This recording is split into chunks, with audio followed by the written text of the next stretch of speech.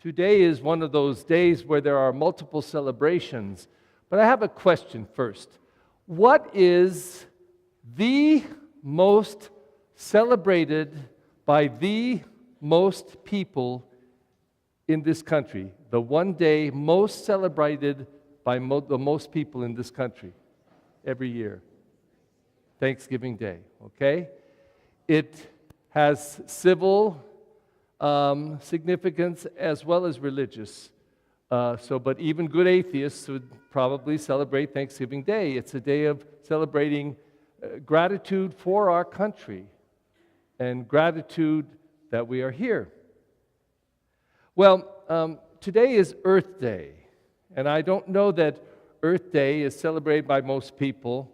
The parish I was before, I took the place of a pastor, Father Gene Burr, and this was his Thanksgiving Day. This was the day, oh my God, every year he just paid so much attention to Earth Day and did everything he could to share the meaning of Earth Day with people in the parish. So in his honor, I looked up a few things, and I want to ask, what do you think is one of the biggest environmental concerns, especially as we celebrate Earth Day, happening right now? Pardon? Climate change is certainly yes. One other? Pardon? Pollution. Any particular one kind?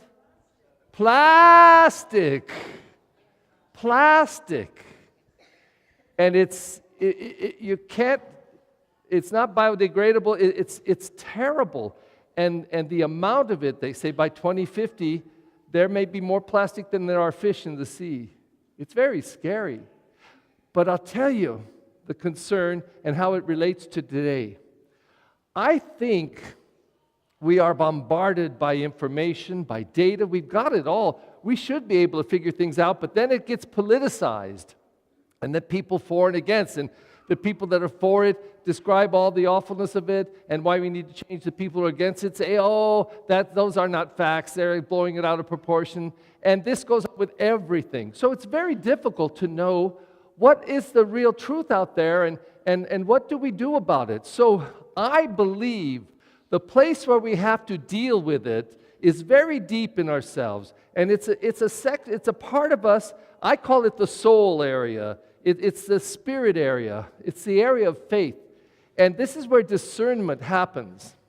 And everything that we deal with in life, I suppose the first place we deal with it is intellectually, at least in the sense that it has to get into our brain somehow. We take it into our eyes, ears, or whatever.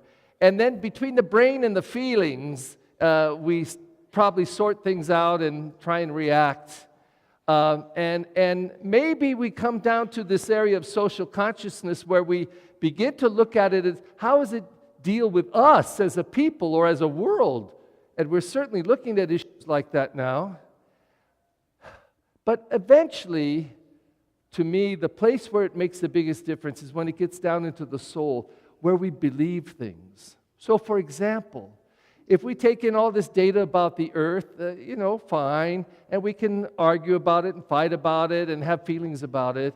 When we get to the point where nations begin to work together to get rid of plastic or whatever, but what happens if we go down into our soul like one of my heroes, Father Gene, where deep in his soul he discerned and reflected upon, especially in relationship to his God, the meaning of these things. So down there where he says, I believe that God has given us this incredible planet, this earth. So like when the Pope goes to any country, the first thing he always does when he gets off the jet is to kiss the ground. It's sacred. The earth is sacred. How many planets are there out there that can sustain this life? They're finding some that they think possibly, but among the millions of stars and the thousands of planets and there's this.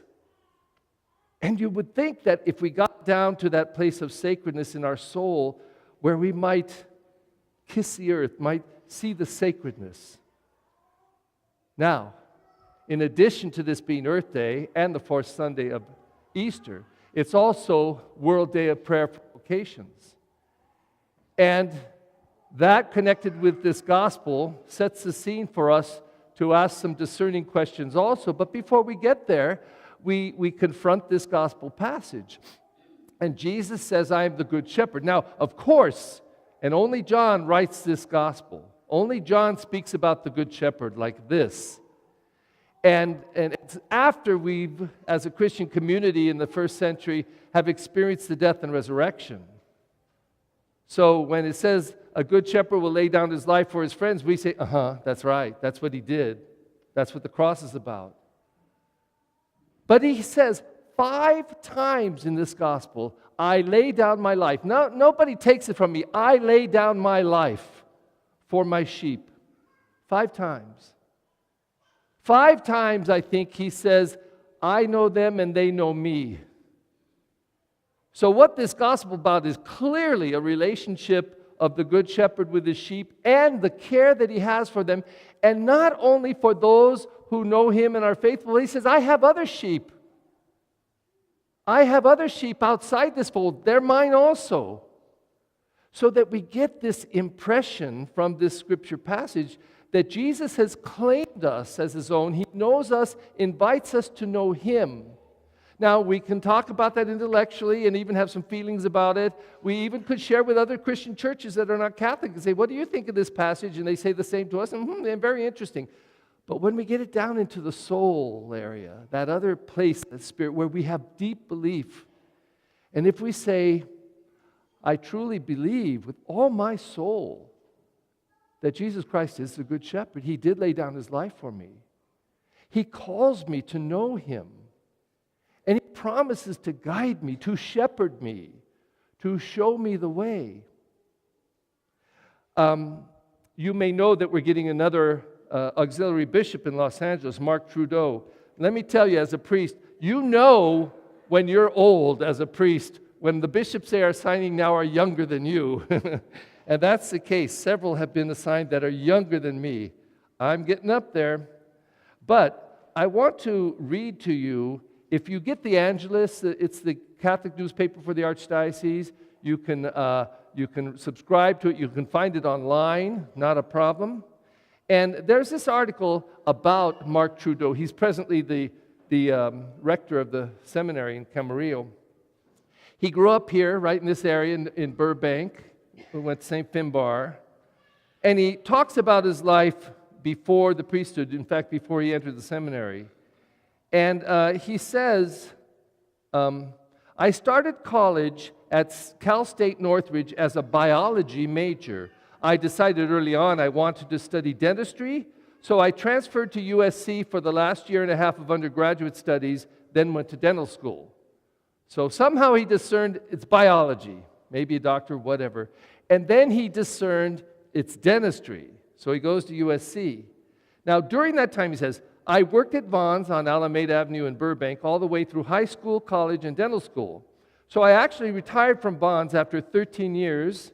I worked a lot of late shifts and weekends. I did everything. I was a box boy, a stock clerk, a checker. I used to clean out the meat department at night. I think I worked in every department except for produce. 13 years worked for Vaughn's. And then this. It was in the last part of dental school. He's almost finished with the dream to be a dentist. He says, in the last part of dental school that I felt, it was in the last part of dental school that I felt that something else was calling me.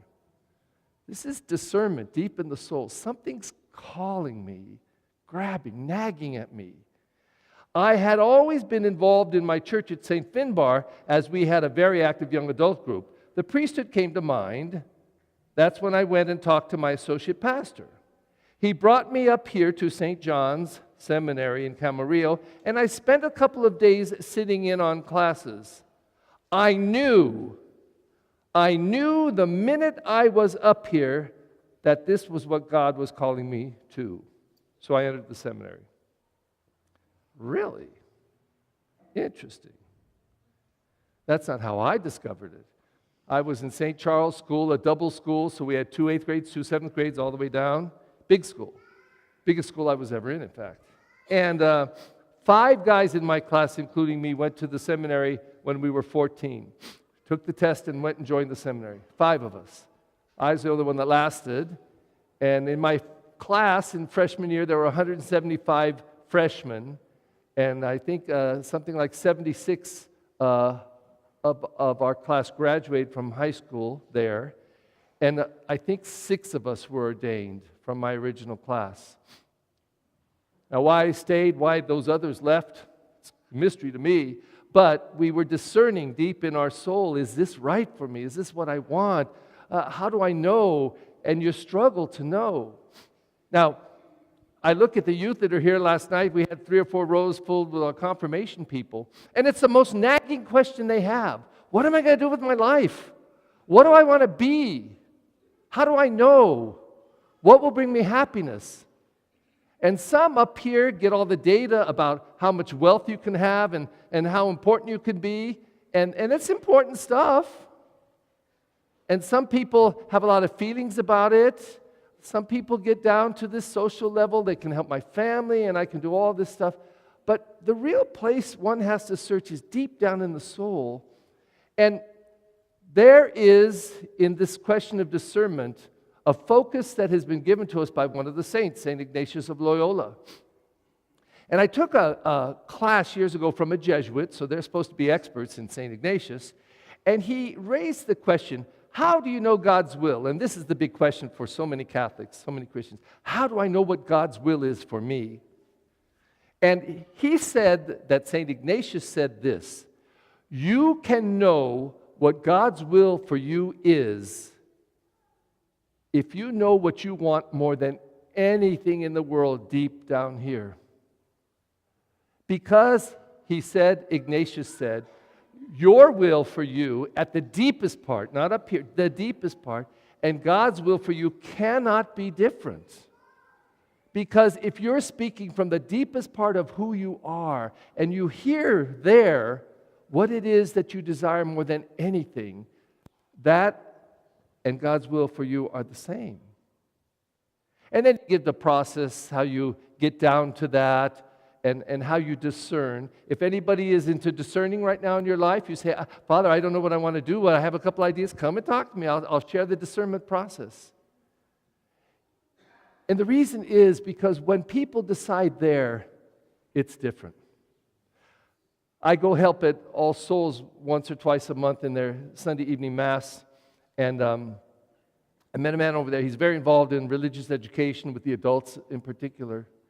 And he said, I think I go by your place every week.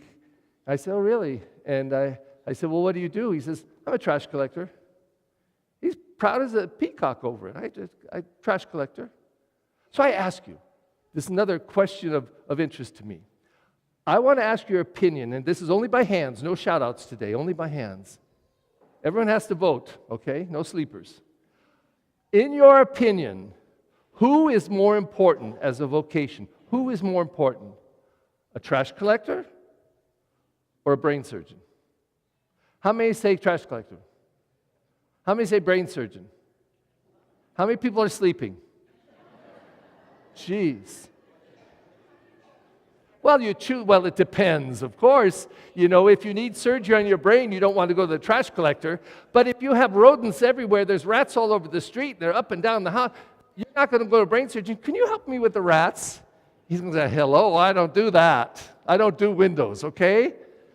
So you go to a trash collector when there's problem with vermin because they're going to help clean up the mess and tell you how to prevent it in the future. So I can see a trash collector saying, hello, I'm just as important as a brain surgeon. Hello? They are. And I'm going to help keep the community safe and clean. There it is. So, how do you discern? How do you listen down there? It's very important. Now, I've been a priest for 41 years. I will say, if I had it to do over again, I'd do it again. Oh, there's some changes I'd make. There's some little regrets I have. There's some things I think I didn't do well that I would redo. But basically, what a gift. What a gift. And I suppose, for me, one of the biggest gifts, and this is in spite of the horrible sexual abuse stuff that has happened in the church, I still find an incredible sense of trust. This is how I have always described it for me. When people come to me and they have a problem or they want to share with the priest, open their life, their heart, it's like Moses. I take off my sandals and I'm walking on sacred ground. They trust completely. I tell psychologists and psychiatrists, I said, I know you're the professionals and you have skills I don't have, but I'd be willing to bet you $1,000 people let me in faster than they let you in because of trust. And it's an amazing thing to have given to you such trust. For people to come in and open their life, their sins that nobody has ever heard, their shame and guilt that they are afraid to mention to anybody, but they trust they can do it with a priest. It's amazing. If I had it to do over again, especially because of what I know, in a heartbeat, I'd do it. Today, we're asked to pray for vocations, and I'll tell you some good reasons. The first one is, it's an incredible life. It's an incredible life. And right up there with it, I'll tell you, are the brothers and sisters, the monks, the religious. They dedicated their lives, and they are so deeply satisfied. In fact, if I'm still correct, the number one or two most satisfying jobs is ministry. It's ministry. Look it up, not right now, but look it up. Browse it later. Google it later. Because it's so satisfying to share in those lives of service and to help people find meaning in their lives. Another reason, I don't know if it's second, third, or 10th, but it's out there, is the numbers of priests and religious have declined so much. And we have gotten so much older. I'm 68. I know I look much younger. Thank you.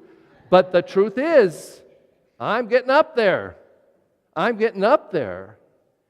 And when I was ordained in 1976, it was something like this. We had a huge number of priests, and we had about 2 million Catholics. And now it's like this. We have over 4 million Catholics, and the priesthood has declined at least in half.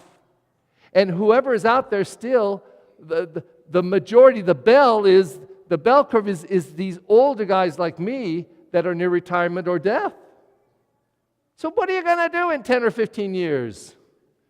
All of you young ones, what are you going to do when you don't have a priest here at St. Bernard? And you think St. Bernard's will have a priest in 15 years if our numbers keep declining?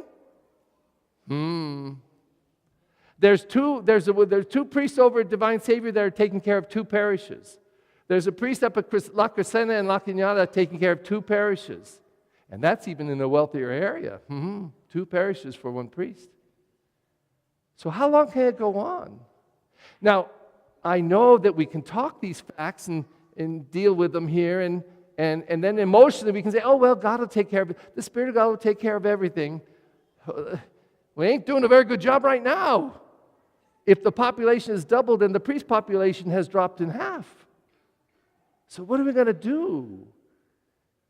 And if some people hear this and begin to discern way down deep there, wow, God, are you maybe calling me? Maybe? And at least consider it? And then there's the nagging question, the one that bugs me the most. If I haven't seen a priest candidate come forward in 7 years since I've been here, I feel a little badly because I feel like I should replicate myself. Maybe once at least, but nice to be 3 times. If I had 3 people that went to the seminary because of me, I'd feel pretty good and say, well, I did my job. But where are the deacons, the permanent deacons? Not one? I think there was one here many years ago who died a few years ago, and there's one who came out of our school. Can't think of his name, but he'll be here for Sister's funeral, I believe. But where are the deacons? And I say, oh, my dream is that before I leave here, 3 men will come forward and serious candidates and become deacons, because if they claimed this parish as their own and said, we want to not only become deacons, but for St. Bernard's, if you didn't have a priest, they'd take care of you. And they would shepherd you to the maximum ability they had and find priests for the celebration of Eucharist. But what are we going to do? So on this Good Shepherd Sunday, it's a pretty gospel. It's very nice to hear that Jesus laid down his life for us. 5 times he tells us. That he loves his sheep, he knows them, and they know him. Wonderful. 5 times he tells us. But the real significance is this. Jesus does use surrogate shepherds, if I can say. Surrogate shepherds who take his place in some way in a leadership role to help to keep the sheep together and to call out of the sheep all their gifts and all of their goodness and help them to discern their lives so they can have fulfilling, joy-filled, faith-filled lives. But we do need some shepherds. And so I hope that on this day, all will give it some thought. And ladies, I'm sorry you can't be priest right now. If I were Pope, I would demand it. I don't know. They'd throw me out or something. But I'm sorry. They're looking at women deacons, but even that's not a sure thing for right now. But if you have children, what I hear from most adults now is, I want grandchildren. Okay, but does anyone want a son who would be a priest? Maybe. Who could help to shepherd this church? Today, on this feast of Good Shepherd, the church is asking us to consider it not just here, not just in our feelings, not even just, socially, but deep in our spirit. God, who are you calling? Who are you calling? And how can I respond?